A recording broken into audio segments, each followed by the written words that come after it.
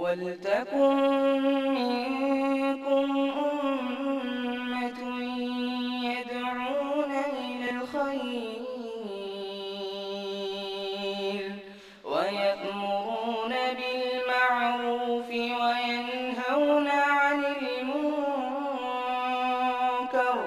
وَأُولَٰئِكَ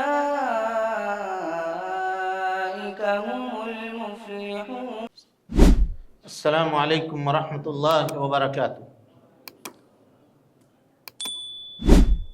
ان الحمد للہ نحمده ونستعینه ونستغفره ونعوذ باللہ من شرور انفسنا ومن سیئات اعمالنا. من يهده الله فلا مضل له ومن يضلل فلا هادي له واشهد ان لا اله الا الله وحده لا شريك له واشهد ان محمدا عبده ورسوله. اما بعد. اس درس میں ہم سورۃ الاعراف کی چند آیتوں کی تشریح کرنے کی کوشش کریں گے. اللہ رب العالمین سے دعا ہے کہ اللہ تعالی ہمیں کہنے سے زیادہ اور آپ کو سننے سے زیادہ ہم دونوں کو اس کے اوپر عمل کرنے کی توفیق نصیب فرمائے. سورۃ الاعراف یہ مکی سورت میں سے ایک سورہ ہے اور سورۃ الانعام کے پہلے نازل ہوئی ہے. یہ سورہ ترتیب نزول کے اعتبار سے اگر دیکھا جائے تو مکے میں نازل ہوئی ہے اور سورۃ الانعام جو اس سے پہلے ہے قرآن میں لکھنے کے اعتبار سے سورہ اعراف سے پہلے کون سی سورت ہے؟ سورۃ الانعام. سورۃ الانعام کے بعد سورۃ الاعراف.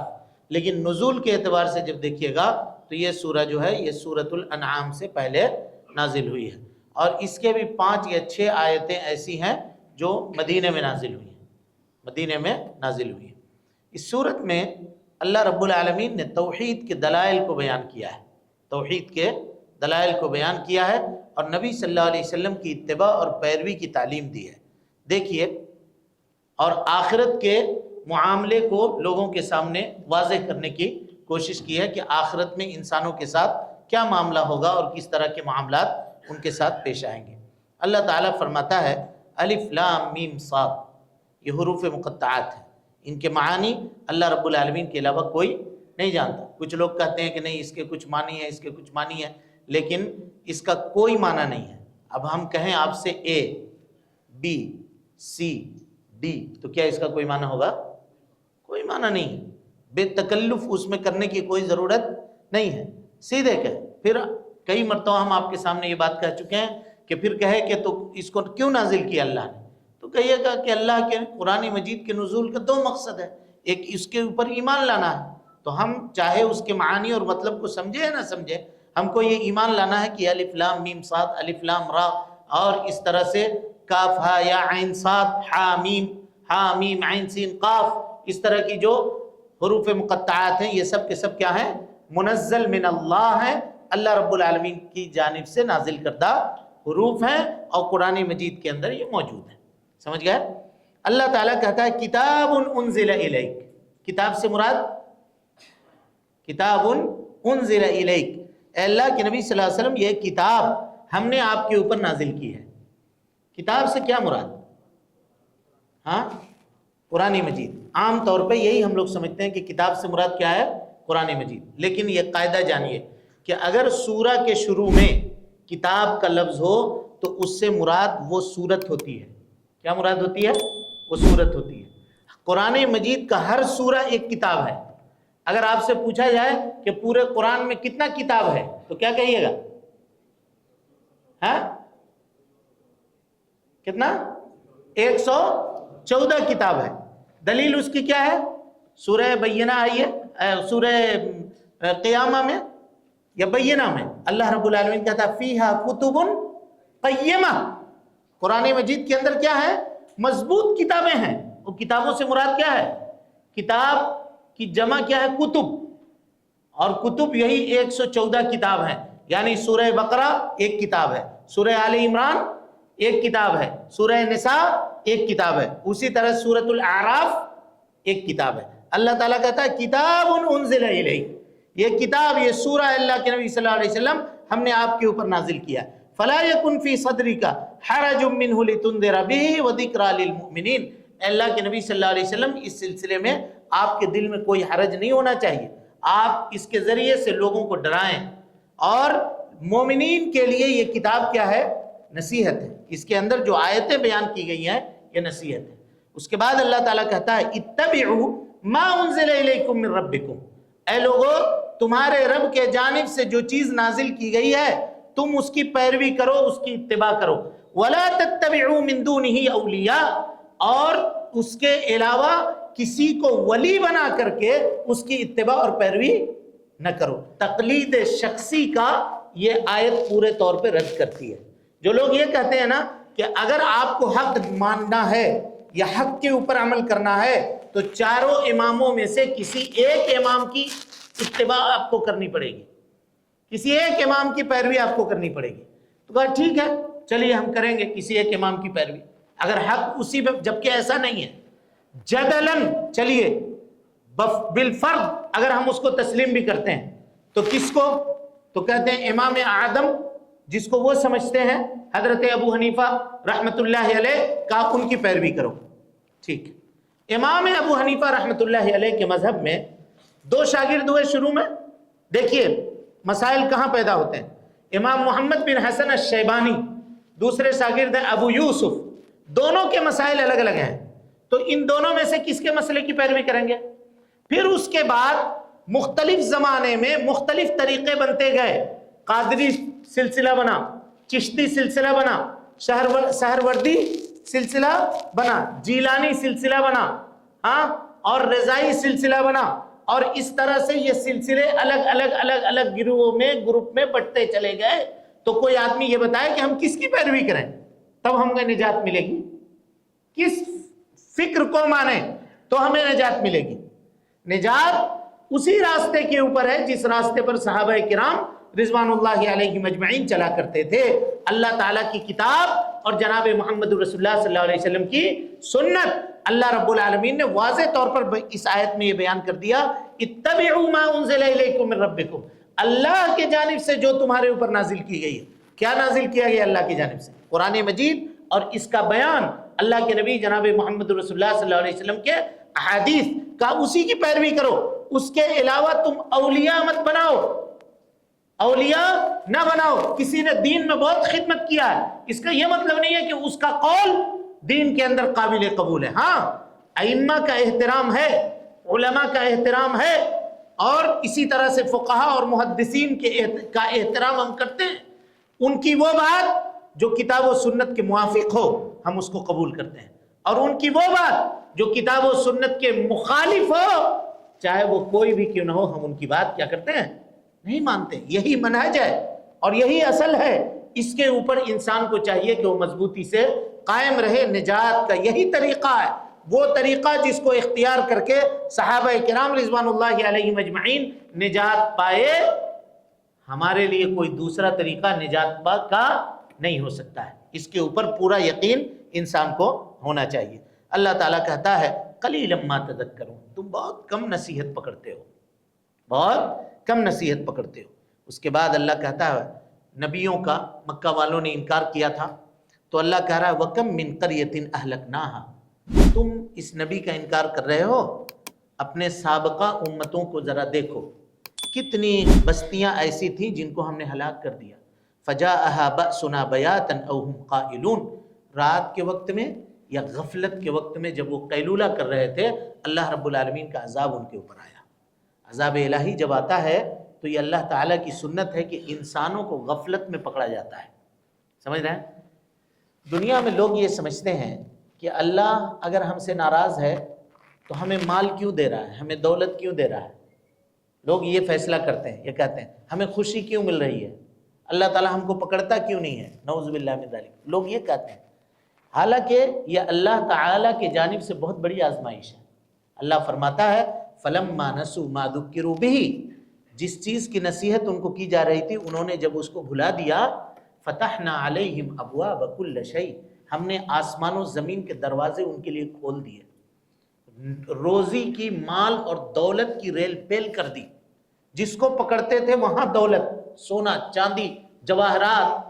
حتی اذا فرحوا بما اوتوا، اللہ اکبر. اللہ کہتا ہے یہاں تک کہ جو کچھ ان کو دیا گیا تھا اس میں ایک دم مگن ہو گئے, مست ہو گئے, خوش ہو گئے, منہمک ہو گئے, اسی میں غرق ہو گئے.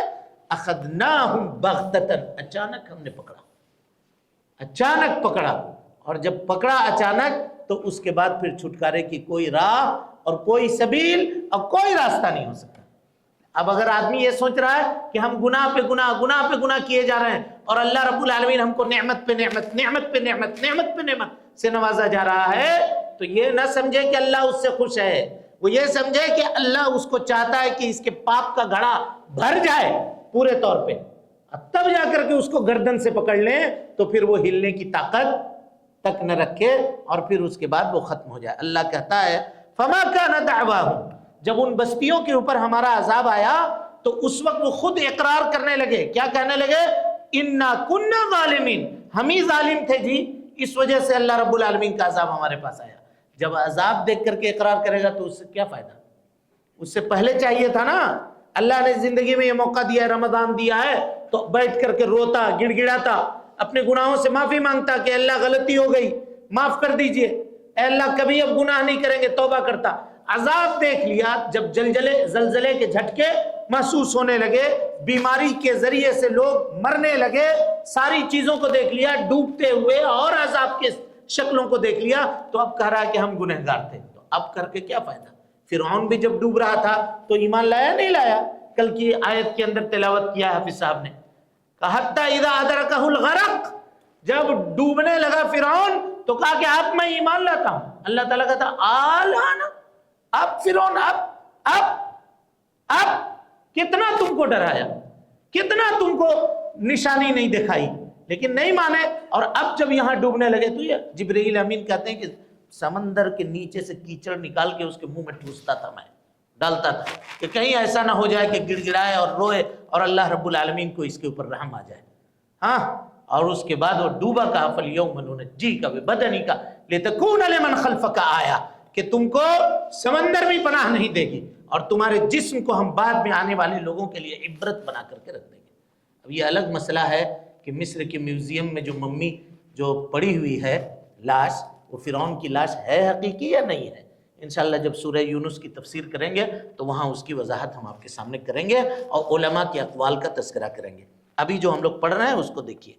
اللہ تعالیٰ کہتا ہے, یہ ساری باتیں ہو گئی, اس کے بعد اللہ کہتا ہے دیکھو کامیابی کیسے ملے گی, ہمیں آپ کو کامیابی کیسے ملے گی. اللہ کہتا ہے والوزن یومئذ الحق, یہ جان لو قیامت کے دن کا جو وزن ہے نا, میزان عدل, یہ حق ہے. فمن ثقلت موازینہ, جس کے نیکیوں کا پلہ بھاری ہو جائے گا, فاولئک هم المفلحون. ومن خفت موازینہ, اور جس کے نیکیوں کا پلہ کیا ہو جائے گا, ہلکا ہو جائے گا, فاولئک الذین خسروا انفسهم, یہی وہ لوگ ہیں جنہوں نے اپنے آپ میں گھاٹا اور خسارہ اٹھایا, بما کانوا بآیاتنا یظلمون, کہ یہ ہماری نشانیوں کے ساتھ ظلم کیا کرتے تھے. سب کچھ جاننے کے باوجود بھی عمل کرنے کے لیے آمادہ نہیں تھے, تیار نہیں تھے. ٹھیک ہے, اللہ تعالیٰ کیا کرے گا, میزان عدل میں انسان کے اعمال کو تول دے گا, اور تولنے کے بعد اب دو ٹھکانے, کون کون, یا تو بولیے, یا تو جنت یا تو جہنم. اب دیکھیے اس آیت کو کس طرح سے کنیکٹڈ ہے آیت ایک دوسرے سے. اللہ کہتا ہے ان الذین کذبوا بآیاتنا, جن لوگوں نے ہمارے آیتوں کو جھٹلایا, واستکبروا عنہا, اور تکبر کیا. ایک تو جھٹلایا, اوپر سے کیا کیا, تکبر کیا. وہ آدمی جو کتاب و سنت کے اوپر عمل کرنے والا نہیں ہوگا نا, متکبر ہوگا, شرکش ہوگا, ظالم ہوگا. اور اللہ تعالیٰ کہتا ہے الکبریاء ردائی, یہ تکبر کرنا یہ میری چادر ہے, والعظمت ازاری, اور بزرگی اور عظمت یہ میرا ازار ہے, میری لنگی ہے. فمن نازعنی, جو اس کو مجھ سے چھینے گا میں اس کو جہنم میں رسید کروں گا, جہنم میں ڈالوں گا. یہ آدمی کیا ہے, کہا متکبر ہے. ان الذین کفروا بآیاتنا واستکبروا عنہا, اس نے تکبر کیا. لا تفتح لهم ابواب السماء, اللہ تعالیٰ کہتا ہے ایسے لوگوں کے لیے آسمان کے دروازے نہیں کھولے جائیں گے, آسمان کے دروازے نہیں کھولے جائیں گے۔ کیا مطلب ہوا آسمان کے دروازے نہیں کھولے جائیں گے؟ حضرت ابو ہریرہ رضی اللہ تعالیٰ عنہ کی روایت صحیح مسلم کے اندر موجود ہے، نبی صلی اللہ علیہ وسلم قبرستان گئے، ایک جنازہ کے لیے، میت کو دفن کرنے کے لیے۔ قبر ابھی تیار نہیں تھی، صحابہ کرام کو لے کر کے آپ ایک کونے میں بیٹھ گئے اور ایک ہاتھ میں نبی صلی اللہ علیہ وسلم کی ایک چھڑی تھی، اس سے وہ زمین کورید رہے تھے۔ صحابی کہتے ہیں کأن رؤوسنا الطیر، گویا کہ ہم سب کے پروں میں نا چڑیا بیٹھی ہوئی ہے، ایسا پن ڈراپ سائلنٹ ماحول تھا، سب چپ تھے، کوئی ہل ڈول کچھ نہیں، ایک دم جیسے سب کے سر کے اوپر چڑیا بیٹھی ہوئی ہو، یہ حالت تھی۔ کیوں تھی یہ حالت؟ کیوں تھی یہ حالت؟ بولیے۔ ہاں، قبرستان میں تھے۔ اور آج دیکھیے قبرستان میں ہم لوگ کیسے ٹھہاکے لگاتے ہیں، کہتے ہیں، ہنستے ہیں، غیبت کرتے ہیں قبر میں کھڑے ہو کر کے، وہاں ہنستے ہیں، ہاں وہاں اور دوسرے ادھر ادھر کی باتیں بتیاتے ہیں۔ صحابہ کرام رضوان اللہ علیہم اجمعین کو عذاب قبر کا یقین تھا، ہم کو نہیں ہے یقین، ورنہ قبر کے سامنے کھڑے ہو کر کے آدمی مسکرائے گا؟ ہاں، بہت سارے لوگوں کو دیکھا کہ وہیں سگریٹ پینا شروع ہو گئے، پان کھا رہے ہیں، گٹکا کھا رہے ہیں، وہیں پہنچے ہوئے ہیں، کھڑے ہیں قبر میں، سب پچ پچ وہیں تھوک رہا ہے، وہیں قبر ہے، وہیں موجود ہے۔ دیکھا نہیں آپ لوگ؟ ایمان کا بیڑا غرق ہو کر کے رہ گیا، کسی چیز سے اب خوف نہیں آتا، مسلمان اتنا نیڈر ہو گیا کہ کسی چیز سے اب اس کو خوف نہیں، کوئی عذاب کا فکر نہیں، کوئی معاملہ نہیں، کچھ بھی نہیں۔ کہا کأن رؤوسنا الطیر، ہمارے سروں کے اوپر ایک پرندہ بیٹھا ہوا ہو، جیسے پرندہ بیٹھا ہوا ہو آدمی سائلنٹ رہتا ہے، ہلتا نہیں ہے، کہا ویسے ہم لوگ بیٹھے ہوئے۔ اتنے میں اللہ کے نبی صلی اللہ علیہ وسلم نے کہا کہ لوگوں، عذاب قبر سے بچاؤ کی اپنی تیاری کر لو، بچاؤ کی تیاری کر لو۔ اور اس کے بعد آپ نے حدیث بیان کی، کہا کہ جب آدمی برا ہوتا ہے تو آسمان سے فرشتہ اترتا ہے، نہایت ڈراؤنا شکل ہوتا ہے، اور اس کے پاس ایک تھیلی ہوتی ہے، بدبودار گندی تھیلی، گندا تھیلا جس کو آپ کہیے، وہ لے کر کے اترتا ہے۔ اور جو کافر آدمی ہوتا ہے اس کے روح کو کیسے نکالتا ہے؟ کہا کہ ایک سریا کو گرم کر لیجئے، پورا لال کر لیجئے، سریا، لوہے کا سریا ہو اس کو لال کر لیجئے، اور اس کو روئی میں ڈال کر کے کھینچیے، وہ روئی کی کیا حالت ہوگی؟ ہاں، اس کے جسم کی وہ حالت ہوتی ہے، تار تار ٹوٹ جاتا ہے، اس کا جسم نوچا جاتا ہے، ادھڑ جاتا ہے، اس کا جسم پورے طور پہ باپ باپ چلاتا ہے، روتا ہے، گڑ گڑاتا ہے، لیکن کوئی سنوائی نہیں، اور کھینچ کر کے اس کے روح کو زبردستی وہ نکالتا ہے، اور نکالنے کے بعد اس تھیلے میں رکھتا ہے۔ کہا کوئی سڑی ہوئی لاش کی بدبو کیا ہوگی؟ کہ اس سے کہیں خراب بدبو اس تھیلے سے نکل رہی ہوتی ہے، اور اس کو لے کر کے وہ پھینکتا ہے، دوسرا فرشتہ اٹھایا وہ ادھر پھینکا، تیسرا اٹھایا وہ ادھر پھینکا، کون ہے؟ بدبخت روح ہے فلاں ابن فلاں کی، دنیا میں جو اس کا سب سے غلط نام، برا نام ہوتا ہے، اس نام کے ذریعے سے وہ فرشتہ اس کو پکارتا ہے۔ اب اس کے بعد لے کر کے وہ آسمان پہ چڑھتا ہے، پہلے آسمان پہ پہنچتا ہے، دروازہ کھٹکھٹاتا ہے، کون؟ کہ فلاں کی روح کا، بٹ اس کے لیے دروازہ نہیں کھلا جائے گا، لے کے جاؤ۔ کہاں لے کے چلتے ہو؟ ادھر۔ یہ وہ روح ہے جو دنیا میں ایمان کی بلندی کو نہ چڑھ سکا، آج وہ کیسے چڑھے گا اوپر؟ کفر و شرک کی غلاظت میں رہا، اللہ کی نافرمانی کر کے پستی اور ذلت میں رہنا اس کو پسند تھا، اللہ رب العالمین کی فرما برداری کر کے بلندی پہ چڑھنا اس کو دنیا میں پسند نہیں تھا۔ مرنے کے بعد تم اس کے روح کو چڑھاتے ہو اوپر، کہ پھینکو نیچے، وہیں سے وہ روح کو لے کر کے وہیں سے نیچے پھینک دے گا، اور پھینکنے کے بعد تب تک ادھر اس کا حساب و کتاب فرشتہ آ کر کے لے رہا ہوگا، اور اللہ تعالیٰ اس کے روح کو لے جا کر کے کہاں؟ سجین کے اندر رکھ دے گا، اور وہاں سے عذاب کا وہ معاملہ اس کا شروع ہوگا۔ طویل اور لمبی حدیث ہے، صحابہ کرام رضوان اللہ علیہم اجمعین کی آنکھیں تر بتر ہو گئیں، اس ایک روایت کو سن کر کے یوں لگا کہ کلیجہ ان کا پھٹ جائے گا۔ خود اللہ کے نبی جناب محمد رسول اللہ صلی اللہ علیہ وسلم اس کو بیان کر کے زار و قطار رونے لگے، صحابہ کرام کی حالت غیر ہو گئی۔ اللہ اکبر، یہ حالت تھی۔ تو کہا کہ، اور اس کے بعد نبی صلی اللہ علیہ وسلم نے اس آیت کریمہ کی تلاوت کی، ان الذین کذبوا بآیاتنا، جن لوگوں نے ہماری آیتوں کی تکذیب کی، واستکبروا عنہا، اور تکبر کیا، لا تفتح لهم ابواب السماء، ان کے لیے آسمان کے دروازے نہیں کھولے جائیں گے۔ اللہ اکبر، اللہ دروازہ ہی نہیں کھولے گا۔ ولا يدخلون الجنہ، اور جب آسمان کے دروازے نہیں کھولے جائیں گے تو جنت میں بھی داخل نہیں ہوں گے۔ ایک دم 2 اور 2 4 جیسے ہوتا ہے نا، ویسی اللہ تعالیٰ نے یہاں پہ بیان کیا ہے. دیکھیے کہا وَلَا يَدْخُلُونَ الْجَنَّةَ، وہ جنت میں داخل نہیں ہوں گے مگر ایک صورت ہے جنت میں جانے کی، ایک صورت ہے. اگر وہ صورت پاسبل ہے تو سمجھیے یہ جنت میں چلے جائیں گے. کہا کیا صورت ہے؟ کہا حَتَّى يَلِجَ الْجَمَلُ فِي سَمِّ الْخِيَاطِ، کوئی آدمی سوئی لے لے اور سوئی کا جو ناکا ہے جہاں سے آدمی دھاگا پروتا ہے وہاں سے ایک اونٹ کو ادھر سے ادھر گزار دے. ہے پاسبل؟ ہاں اللہ، اتنا پتلا دھاگا ہوتا ہے، وہ پتلا دھاگا اگر بینائی کسی کی کمزور ہے تو نہیں ڈال سکتا اس میں. چھوٹے بچے کو بلا کر کے کہا جاتا ہے کہ ذرا دیکھو بھائی اس میں پیرو دو تو ہم کو نہیں نظر آ رہا ہے، جبکہ اتنا پتلا دھاگا ہے. سمجھ رہے ہیں؟ اللہ تعالیٰ کہہ رہا ہے ٹھیک ہے تم کہتے ہو نا وہ جنت میں چلا جائے گا، جائے گا، لیکن کب جائے گا؟ سوئی کا ایک دھاگا لے کر کے اس میں اونٹ کو گزارو ادھر سے ادھر. چوٹی کہتا، کوئی اور جانور کہتا، بکری کھسی کہتا تو چلیے تب بھی اس کو گزارتا آدمی کیسے بھی کر کے پریس کر کے دبا کے. اونٹ جیسا بھاری بھرکم جانور، ہاں بڑے جانوروں میں اس کا نام آتا ہے پاسبل ہے؟ تو کہا جس طرح سے سوئی کے ناکے سے اونٹ کا گزرنا امپاسبل ہے، کہا اسی طریقے سے جنت میں اس کا جانا کیا ہے؟ محال ہے، امپاسبل ہے، نیور، ہرگز نہیں، کبھی نہیں، یہ آدمی جنت میں نہیں جا سکتا ہے.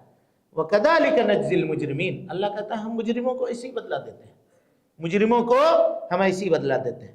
اور اس کے بعد دیکھیے ٹھیک ہے تو جب جنت میں نہیں جائے گا تو کہاں جائے گا بھائی؟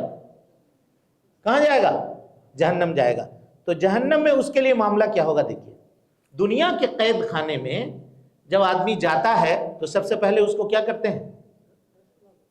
سب سے پہلے اس کو کیا کرتے ہیں؟ یہ جو کپڑا باہر کا ہے کہتے ہیں اس کو اتارو، اس کو نکال لیتے ہیں، سب بیلٹ ویلٹ پینٹ وینٹ کھلوا کر کے ایک الاسٹک کا پینٹ اس کو پہنا دیا جاتا ہے اور ایک قمیص سے کرتا اس کو ملگجا سا ڈوری والا دھاری والا کپڑا اس کو پہنا دیا جاتا ہے. تو یہ جب جہنم میں جائیں گے نا، اور اس کے بعد کیا کیا جاتا ہے؟ ایک کمبل دیا جاتا ہے، ایک تکیہ دیا جاتا ہے اور ایک چادر دی جاتی ہے جس کو بچھا کر کے سوئے گا، اوڑھے گا. یہی نا؟ اللہ تعالیٰ اس کے ساتھ بھی یہ معاملہ کرے گا. کہا لہم من جہنم مہاد، اللہ تعالیٰ جو بستر الاٹ کرے گا اس قیدی کے لیے کہا کہ وہ آگ کا بستر ہوگا. وَمِن فَوْقِهِمْ غَوَاشٍ، اور کہا اس کے اوپر سے جو اوڑھنے کے لیے چادر ہوگا وہ چادر بھی کس چیز کا ہوگا؟ کہا آگ کا ہوگا. لَهُم مِّن جَهَنَّمَ مِهَادٌ وَمِن فَوْقِهِمْ غَوَاشٍ وَكَذَلِكَ نَجْزِي الظَّالِمِينَ، ظلم کرنے والوں کا ہم یوں ہی بدلہ دیا کرتے ہیں. ایک تو پورا جہنم آگ ہے، غور کیجئے، اس کے اوپر جو بستر ہے جس پہ سویا ہے وہ آگ ہے، جو کمبل اوڑھ رہا ہے وہ بھی کیا ہے؟ وہ بھی آگ ہے. تو پھر حالت کیا بنے گی اس کی؟ سوچئے. لہم من، اور سورہ انبیاء میں اللہ نے فرمایا فَالَّذِينَ كَفَرُوا قُطِّعَتْ لَهُمْ ثِيَابٌ مِّن نَّارٍ، اللہ اکبر، جن لوگوں نے کفر کیا کہ فرشتے ان کے لیے آگ کا کپڑا کاٹیں گے. آگ کا کپڑا یعنی اس کے باڈی کے حساب سے ناپ کر کے کس کا کپڑا؟ آگ کا کپڑا. اللہ اکبر. اب سوچئے نا وہ قینچی کیسی ہوگی اور وہ کپڑا کیسا ہوگا اور وہ فرشتہ کیسا ہوگا جو آگ کا کپڑا کاٹے گا اور کون سی قینچی سے کاٹے گا. اور جبکہ جہنم کی آگ کی صفت کیا بیان کی گئی؟ کہ دنیا سے کتنا گنا؟ 69 گنا زیادہ. کہ صرف ایسے نظر آ جائے تو آدمی پاؤڈر ہو جائے، صرف ایسا دکھا دیا جائے تو آدمی کیا ہو جائے؟ پاؤڈر ہو جائے. کہا ایک سوئی کے ناکے کے برابر بھی جہنم میں سوراخ کر دیا جائے تو زمین میں جو کچھ ہریالی دیکھتے ہیں یہ سب کے سب جل کر کے کیا ہو جائے گا؟ خاکستر ہو جائے گا. وہاں لے جا کر کے اس کو ڈالا جائے گا اور رکھا جائے گا. لہم من جہنم مہاد ومن فوقہم غواش وکذالک نجزی الظالمین. یہ حال کس کا ہوا؟ جہنمیوں کا. جب جہنمیوں کی حالت بیان کی گئی تو اب اہل ایمان کی حالت بیان کی جا رہی ہے. دیکھیے کہ والذین آمنوا وعملوا الصالحات، جن لوگوں نے، جو لوگ ایمان لائے، وعملوا الصالحات، اور نیک عمل کیا. یہاں دیکھیے صرف ایمان لانا نجات کے لیے کافی نہیں ہے، ایمان کے ساتھ ساتھ کیا ضروری ہے؟ عمل صالح بھی ضروری ہے. آدمی یہ کہے کہ ہم صرف ایمان لے آئے ہم نجات پا جائیں گے، ہم بچ جائیں گے، ایسا ممکن نہیں ہے، بلکہ عمل صالح بھی اس کو کرنا پڑے گا. اور عمل صالح کے لیے 2 شرط. کتنا شرط؟ 2 شرط. پہلی شرط یہ ہے کہ اخلاص کے اوپر عمل کرے، اللہ کے لیے عمل کرے. اور دوسری شرط کیا ہے؟ نبی صلی اللہ علیہ وسلم کے طریقے کے مطابق عمل کرے، تب جا کر کے اس کا عمل کیا ہوگا؟ عمل صالح ہوا۔ والذین آمنوا وعملوا الصالحات لا نکلف نفسا الا وسعها، اللہ کہتا ہے ہم کسی جان کو اس کی طاقت سے زیادہ بوجھ نہیں ڈالتے ہیں۔ یعنی اللہ یہاں یہ کہنا چاہ رہا ہے کہ اے جہنمیوں، تمہارے لیے جہنم سے بچنا کوئی مشکل نہیں تھا، کام بہت آسان تھا، ہم نے تمہاری طاقت سے زیادہ بوجھ تمہارے اوپر نہیں ڈالا تھا، لیکن تم وہ تک نہ کر سکے، جہنم چلے گئے، وہ تک نہ کر سکے، جہنم چلے گئے۔ اب آپ سوچئے نا، 5 وقت کی نماز پڑھنا کوئی مشکل ہے؟ اللہ تعالیٰ نے نماز کے اوقات کو ایسے وقت میں رکھا ہے جس وقت آدمی کا کوئی چیز ڈسٹرب نہ ہو، کوئی کاروبار ڈسٹرب نہیں ہوگا، ایسے وقت میں اللہ تعالیٰ نے نمازوں کو رکھا ہے۔ اس کے باوجود بھی آدمی نماز پڑھتا ہے؟ نہیں پڑھتا ہے۔ وسعت میں ہے یا نہیں؟ 50 وقت کی نماز ہے کیا؟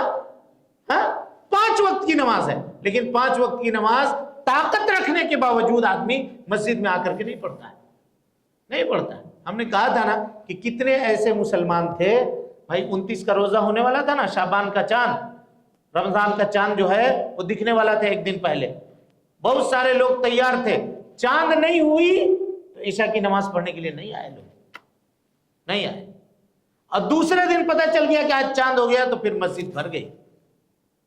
کیا ہے یہ؟ اب پھر ویسے ہی دیکھیے گا، جو یہ رونقیں ہیں، پھر جہاں عید کی چاند نظر آنے کی خبر لگی، پھر یہ رونقیں سناٹوں کے اندر تبدیل ہو جائیں گی، لوگ چلے جائیں گے، ایمان کی حرارت کیا ہو جائے گی؟ سرد پڑ جائے گی۔ الا حاشا وکلا، اب ہم اس وقت کہاں جاتے ہیں؟ ابھی آپ دیکھ لیجئے، اسی وقت آپ دیکھ لیجئے، بہت سارے لوگ ایسے ہیں جو روزے سے ہیں لیکن وہ 5 وقت کی نماز نہیں پڑھتے، جبکہ وہ ہیں روزے سے۔ بتائیے کہ اس روزے کا کیا فائدہ جس میں نماز نہ ہو اور جس میں آدمی نماز نہ پڑھے؟ تو اللہ تعالیٰ کہتا ہے کہ ہم نے تمہارے اوپر کوئی ایسا عمل نہیں فرض کیا تھا جو تمہاری طاقت سے باہر تھی بات، تم چاہتے تو کر سکتے تھے لیکن تم نے کیا نہیں۔ لیکن ان لوگوں نے کیا کیا؟ یہ کون؟ اصحاب الجنہ۔ اللہ کہتا ہے اولئک اصحاب الجنہ، یہ جنتی لوگ ہیں، ہم فیہا خالدون، ہمیشہ جنت میں رہیں گے، کبھی نکالے نہیں جائیں گے، ہم فیہا خالدون۔ اس سے یہ پتا چلا کہ وہ لوگ جو کہتے ہیں نا، ایک نظریہ، غور سے سنیے گا اس بات کو، ایک نظریہ پنپ رہا ہے کہ اللہ تعالیٰ جنت کو ایک مدت گزارنے کے بعد ختم کر دے گا اور جہنم کو ایک مدت گزارنے کے بعد ختم کر دے گا۔ یہ نظریہ ڈاکٹر اسرار کا بھی ہے، جس کا بہت سارے لوگ کلپ سنتے ہیں اور شیئر کرتے ہیں۔ وہ بھی یہی کہتے ہیں، کیا کہتے ہیں؟ کہ ایک وقت آئے گا کہ اللہ تعالیٰ جنت کو بھی ختم کر دے گا اور ایک وقت آئے گا کہ اللہ تعالیٰ جہنم کو بھی ختم کر دے گا۔ تو کہا یہ لوگ کہاں جائیں گے؟ تو کہا سارے انسان اللہ کے جانب لوٹ جائیں گے۔ کہا کیسے لوٹ جائیں گے؟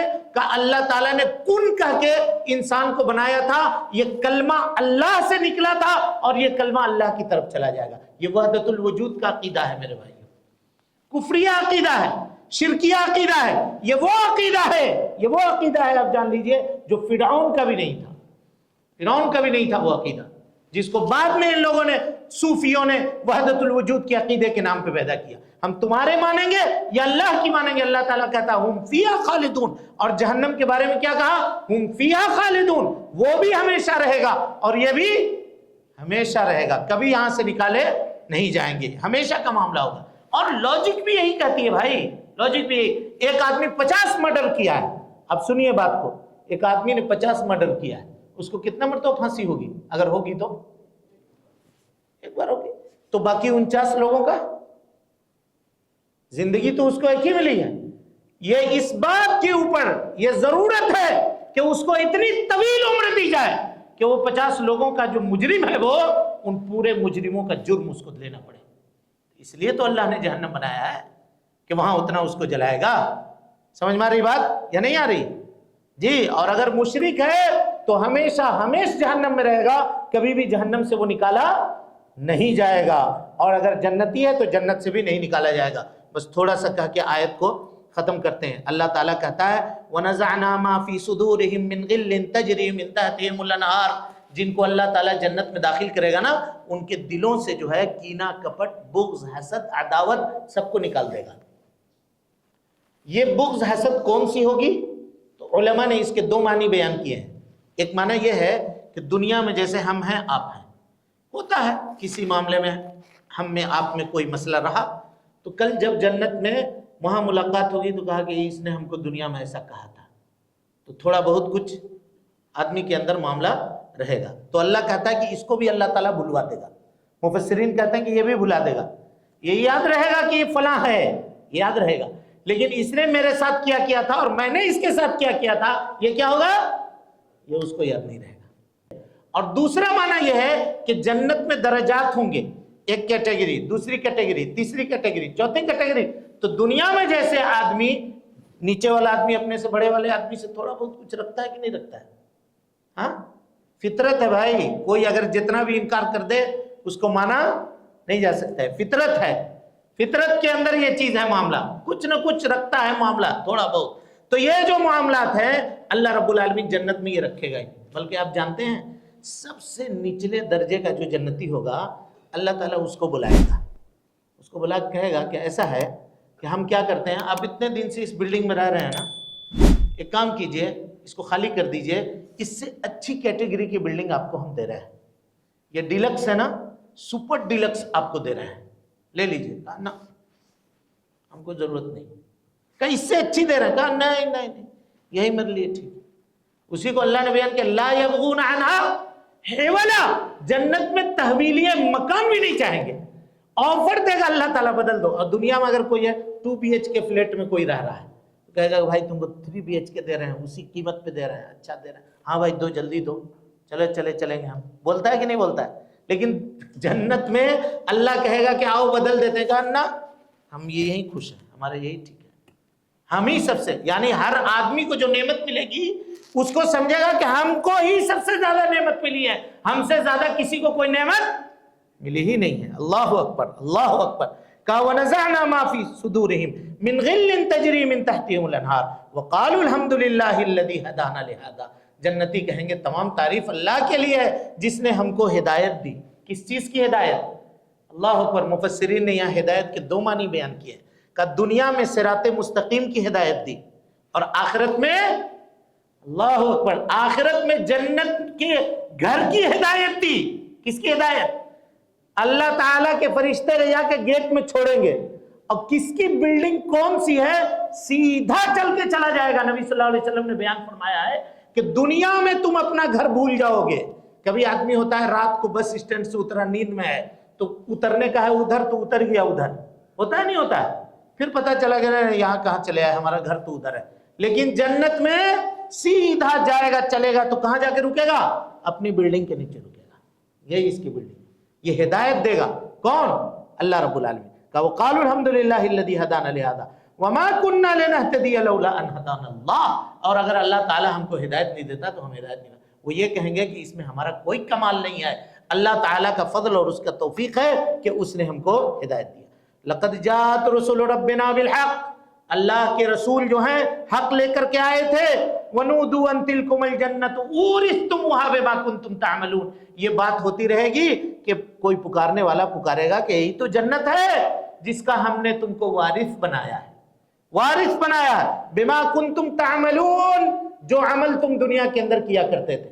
بس یہی ایک پوائنٹ بتا کے بات ختم کر رہے ہیں۔ صحیح مسلم کی ایک روایت ہے، حضرت ابو ہریرہ راوی حدیث ہے، اللہ کے نبی صلی اللہ علیہ وسلم نے فرمایا، دیکھیے اس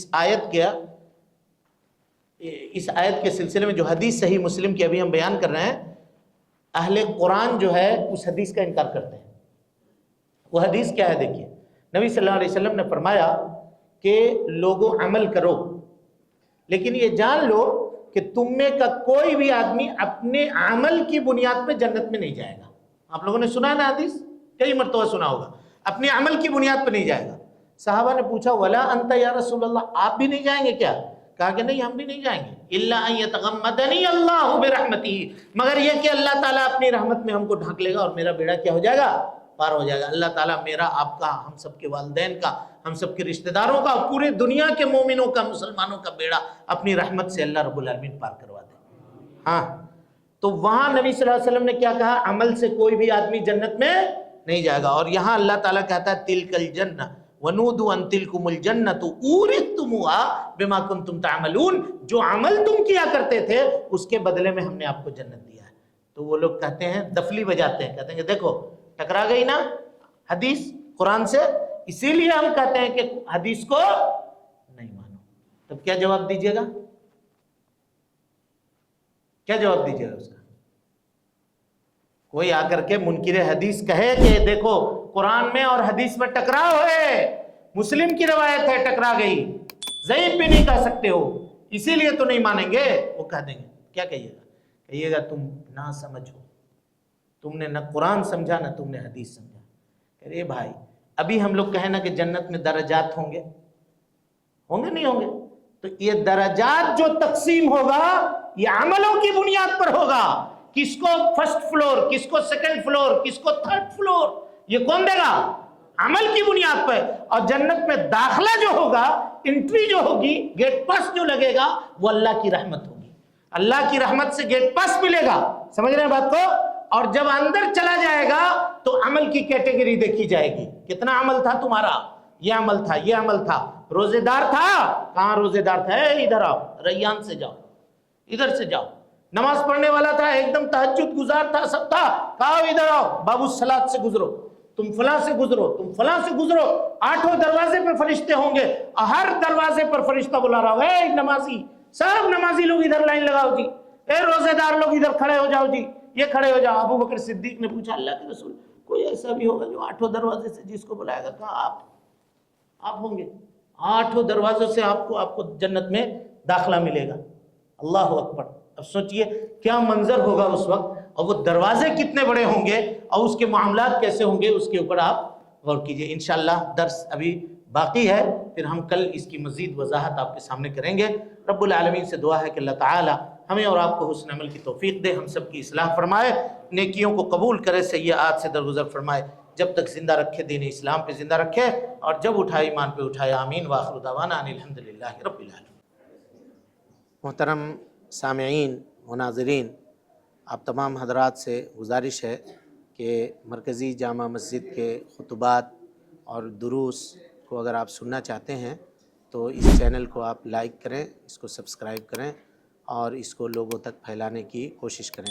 اللہ رب العالمین ہم سب کی نیکیوں کو قبول کرے۔ وجزاکم اللہ خیرا۔